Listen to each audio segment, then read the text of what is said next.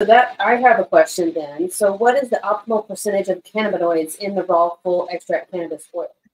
Okay, so that's a really good question. So for the high THC RSO, what I've found over the years, for over a decade of doing this specific oil, is 62 to 72% THC in the oil. Like when you test it, the raw oil, it has 62 to 72% of THC, active THC in there, and then up to 10% of other cannabinoids. So there's like I just mentioned, there's like 113 plus cannabinoids. So there could be CBD, CBG, CBC, CBN inside of there, and all of those added up together can be like right around anywhere from usually like at least 3 or 4% up to about 10% in really quality oils. And then on the high CBD version, it's almost the same as that 62 to 72%, but it's a little bit lower. It's 60% to 70% of CBD, active CBD in the oil. And, so active meaning the acid molecule has been taken off,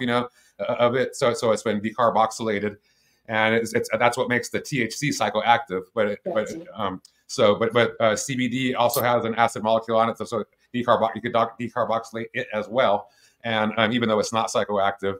And there's 60 to 70% CBD, and then there's 4 other cannabinoids that we over here at Movida look for and must be present in the flower, and then must be present at certain percentages in the raw oil in order for us to carry it basically and utilize it for myself and for clients, right? Yeah. So it's not just the total cannabinoids, but there's 4 specific ones, which are there's the CBD actually, which is, so there's 5 cannabinoids that we look for. The CBD, which is that 60 to 70%, and then a minimum of 2% of CBG, CBC, CBN, and THC. Okay, so those 4 cannabinoids, there must be a minimum of 2% in the final raw oil. Okay, and naturally occurring. We can't like if it's just under on certain ones, we can't add in from external like CBC or THC sources like an isolate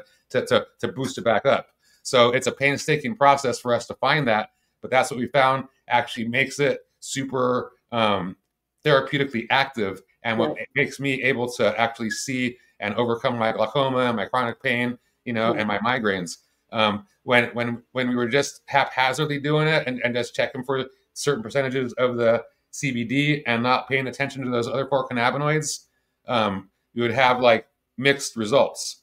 It took like over 2 years. It took me 17 years to figure out the first extraction process, and then 2 more years to figure out that cannabinoid combination to get the beneficial results from the high CBD RSO.